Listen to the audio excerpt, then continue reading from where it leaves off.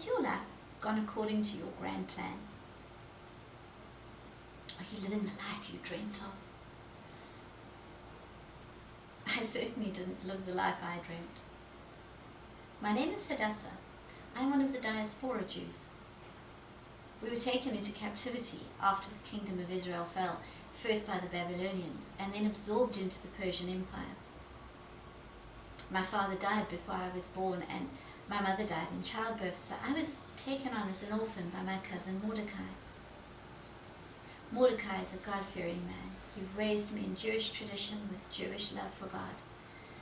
He's an official in the city, and we lived a comfortable lifestyle. The city we live in is called the city of Susa, and it's where the king has his winter palace. So what did I dream of?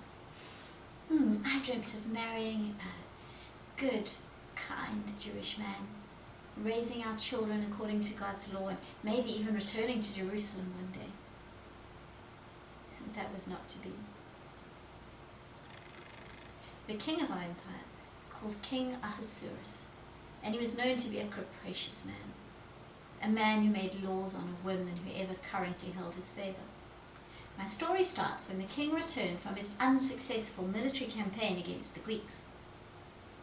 He returned to the city of Susa and did extensive palace building, and then, in a bit of power, a display of wealth, and an attempt to raise more support for his next Greek campaign, he invited all the princes of the realm to a banquet at the palace.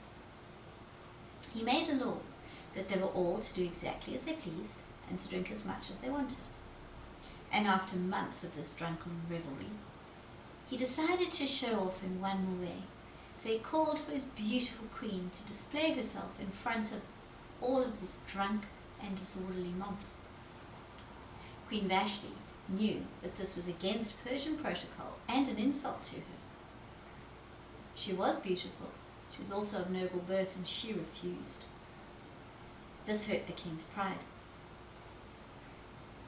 His advisors said, what if this starts an outbreak? If the queen won't come when summoned by a king, other women are going to refuse to do as their husbands say. And so he had Queen Vashti deposed and banished. And he sent out a decree to the nation, saying that all women must obey their husbands in all things. Foolish man with foolish laws. After a while, Ahasuerus grew lonely, and he missed the Queen Vashti.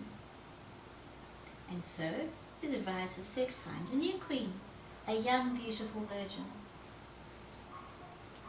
Character, integrity, race, religion were not featured. Simply that she be a beautiful young virgin. And so the king passed a law, and the palace guards went out looking for beautiful young virgins to please the king. 1,000 women were rounded up, and I was one of the women taken. We had no choice, for to disobey the king's order was to invite death. Mordecai called me aside. He suggested I use my Persian name of Esther. We had many enemies inside our empire. We were a dispossessed people, a people with our own God, our own rules and laws, and I was not to look for trouble in the palace. The palace was a dangerous place, a place of politics and intrigue. And so I left behind my kinsmen, I left behind my culture, I left behind my very name. All I could take with into the king's palace was my deep trust and belief in God, in a God of Abraham, Isaac, and Jacob, who would care for me, whose promises I clung to as I entered into a life I did not choose. I had never been further than the palace gates before. The luxury, the indulgence was staggering.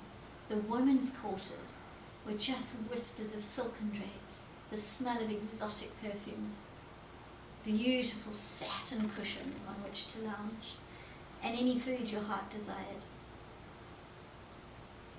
Every window had over it an intricately carved wooden screen through which the dappled light filtered coolly onto the eunuchs who were there waiting to care for us. The eunuchs were men that had been taken as young boys and castrated in order to serve the king in his harem. Some of the girls wept because we knew we would not see our families again.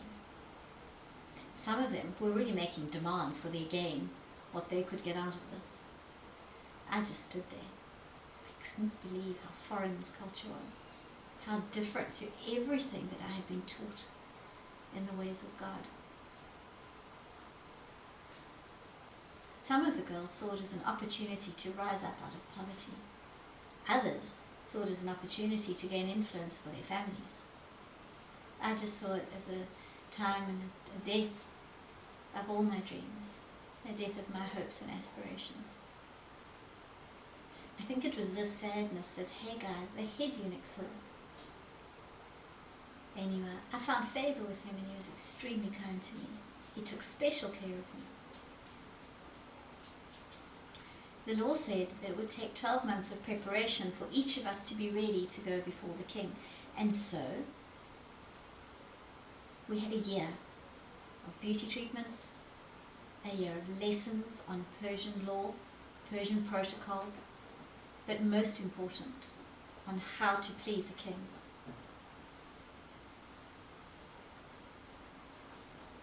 As each girl was chosen, she was allowed to take something of value with her to the king.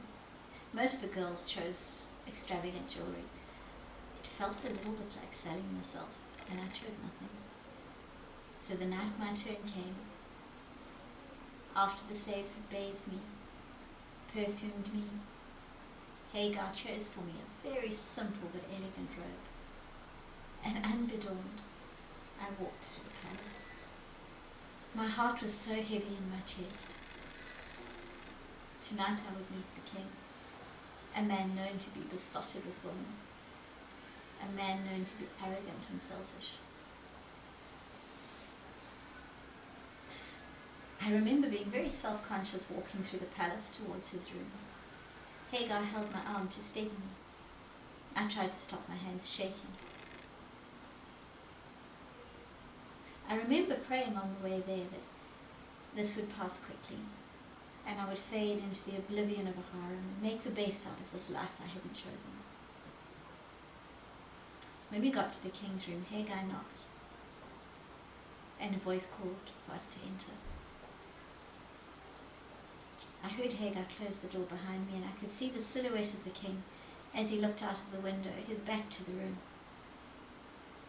As I had been told, I walked up and stood quietly behind him, head bowed. He waited a moment, and then he said, "Ah, my favorite fragrance, and a woman who can hold her tongue." He turned, and I felt his hand lift my chin, and I looked into the eyes of the king for the first time. He was a handsome man, immaculately barbed, jewels woven into his beard, and he was superficially very charming. I responded as I had been taught, flattery and compliments, the order of the day, obedience, submission. The next morning, I woke and I rose ready to return to the harem and my life of obscurity when his hand reached out and placed it on my forearm. His decision had been made. I was not to return to the harem. I was to become his wife, queen of all Persia. Life as queen offered me a wealth beyond my imaginings. I had access to food, clothes, servants, slaves, everything your heart desired, except what I truly wanted. I had no freedom. I had no influence. I had no power. The king declared his undying love for me based on my obedience, compliance, and appearance. And so we were married. I thought this was it. The dull routine of palace days, appearing before the king when summoned.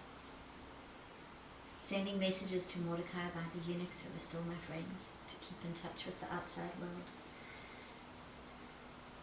And then one day Mordecai sent an urgent message.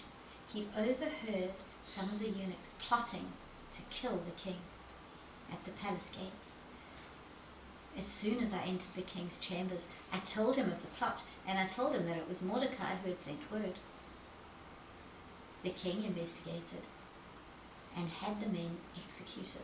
And Mordecai's names were written in the king's chronicles, which were a record of all the deeds that were happening in the kingdom.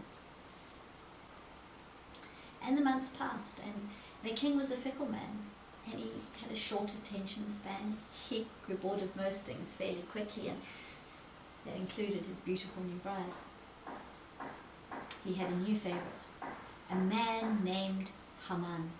He was the new prime minister. He wore the king's signet ring. He was an arrogant man, puffed up with pride, full of self-importance. He was also a descendant of the Amalekite kings, ancient enemies of Israel and the Jews. He now had the power to pass laws as if he was king, and he did. And the first law he passed was that everybody should prostrate themselves when he rode through the streets. And everyone did, except Mordecai. Mordecai would only prostrate himself before his God, not a mere man. When Haman heard, he was furious. His pride rose up in his chest. And then he heard Mordecai's a Jew.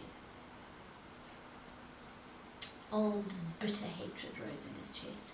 And he decided there and then that he would wipe out the Jews across the entire Persian Empire. He did this by whispering in the king's ear that there was a foreign people amongst us, a people who would follow only their own rules and religions. He said that these people had their own God, and that these people posed a threat to the very empire. Ahasuerus didn't even question who the people were, or what threat they could possibly present as a minority. He simply gave Haman the right to do as he pleased. So Haman cast lots. He gambled to set a date on which this genocide would take place, and he sent out 127 messengers, every single province of the empire in their own language, to say that on the given day, which was just around Passover, all the Jews were to be killed. The men, the women, the children, the babies in arms, and all their possessions taken as spoils of war. There's consternation across the nation. What could we do? A minority people, unarmed, no defense. The message obviously went through Susa too, and Mordecai heard. He rent his clothes, he donned sackcloth, and he walked through the streets wailing. When I heard of his distress, I sent servants with garments. Mordecai, clothe yourself. What is wrong? And then I heard of Haman's decree. I heard that all Jewish people were to perish. Mordecai had asked, what could I do? What could I do? I had no influence. I had no power. The king hadn't even called for me in 30 days. And then Mordecai returned the message. He said, Hadassah, this might be your time. If you do not act, God will find another way. But you will perish. Perhaps you were made for such a time as this. He was right. My lessons with the eunuchs, learning protocol, my marriage to the king, all of this could serve God's ultimate purpose. And if God had put me in place for such a time as this, it behoved me to act. And so I steeled myself. I sent back the message, Mordecai, gathered the Jews of Susa. Tell them to fast and pray for 3 days. My servants and I will do the same, and at the end of that 3 days, I will go before the king, and if I perish, I perish. And that's what we did. No food or drink passed our lips for 3 days. And then I bathed. I used the king's favorite fragrance. I donned my most spectacular robes. I put on my most sumptuous jewelry. And I went to see the king, unbidden. I knew that if I entered the throne room and he did not raise his scepter to me, the palace guards would kill me, there and then. While we had fasted, I had prayed for God. God, grant me wisdom, grant me favor, grant me grace. Let me be an instrument in saving our people. The blood was swishing so loud in my ears that I couldn't hear what the people said as they turned in astonishment when I opened the doors to enter the throne room. I just focused on putting one foot in front of the other. My eyes sought those of my husband's, and this time, with chin raised, every inch the Queen of Persia, I walked slowly towards the king and possible death. Ahasuerus had looked up as I walked in. His eyes stayed on mine, and then slowly he raised his hand. I had been granted favor. I had audience with the king. He asked me what I wanted. I asked for him and Haman to come to a banquet at my quarters the following evening. You could see Haman swelling with pride. The king agreed, and I graciously, with legs shaking beneath my skirts, left. Thank you, God. Thank you, God, for favor. Thank you, God, that I am still breathing. I still have my head. I thank you that this is part of your plan. My staff and I worked through the night. We prepared every possible delicacy that we knew the king liked.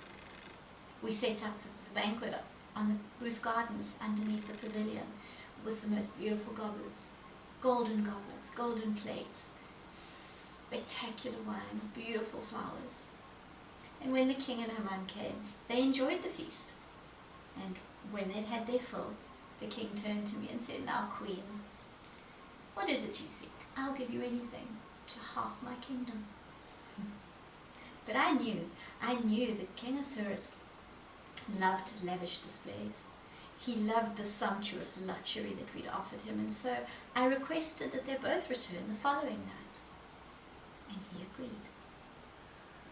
That night it was said that Haman went home so puffed up with his own self-importance that he decided that what would perfectly round off the day was to build a gallows for Mordecai the Jew, who had refused to bow. And the next day he would ask the king's permission to have him executed on these gallows in view of the fall of the entire city of Susa. The same night, Ahasuerus could not sleep. And in his sleeplessness, he called for the king's chronicles, the records, to be brought to him, and perchance he read of Mordecai's deed in saving his life, and saw that Mordecai had never received any reward for this.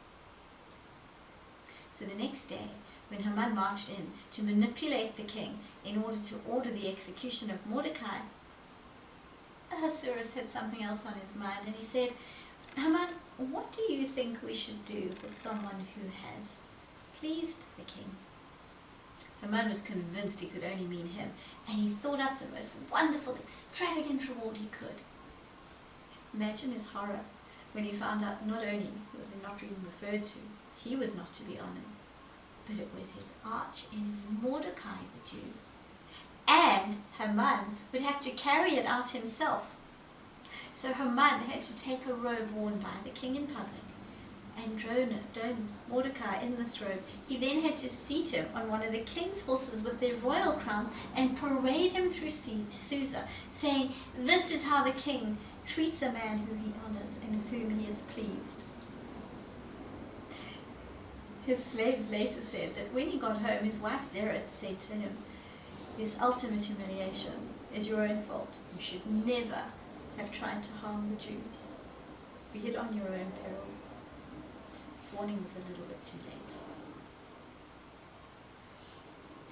Haman and the king attended my second banquet, and again we made sure that it was as lavish as we could. We used every recipe, every fragrance, and every wine we knew the king loved. And again he asked me what I wanted. This time I appealed to his ego now. My king, I plead for my life and that of my kinsmen. If you had just ordered for us to be enslaved, I wouldn't have bothered you. But now I plead for our lives. The king, horrified that this could be happening, who would threaten his wife, even though he'd allowed this, was in a rage. He asked me, on whose authority is your life threatened? And I pointed to Haman. I said, Haman has issued a decree that I be murdered and my people. The king stormed from the pavilion in a royal rage, and Haman turned white with fear. I sank back down onto the couch. It was now in the hands of God. Haman began to beg for his life. He pleaded with me, and as he did so in his agitation, he fell across my legs just as my husband Ahasuerus returned. The king had determined that this was all 100% Haman's doing. He had nothing to do with it. And now Haman was accosting his very queen. One of the servants mentioned that Haman had a gallows outside his home that had been prepared for Mordecai. And King Ahasuerus ordered for him to be executed on it, in full view of the city. He confiscated all of Haman's assets and gave them to me. I then told him of who Mordecai was to me and asked Mordecai to run the estates. And the king promptly made Mordecai his new prime minister, as their seat was vacant. Not even the king could reverse his decree, but he gave Mordecai permission to do whatever was necessary to save our people, and Mordecai did. The edict went out to all 127 provinces in their own languages that the Jews had the right to defend themselves, and so they did. Many of the would-be attackers, I'm sure, stepped down at the thought, but those who continued with the attack met with the Jews' righteous indignation and anger. The Jews were victorious, but they never touched any of the other spoils of war. Mordecai was now in a position of power and influence. And I remained queen for a further 13 years in Persia. God's goodness had seen us through, not anything I did. Simply by being where God needed me to be and obeying when he called. Do you know that you are part of God's ultimate plan?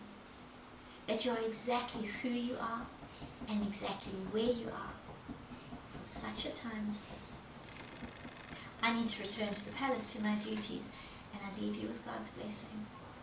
I pray God bless and keep you. I pray he makes his face to shine upon you, and I pray he gives you peace.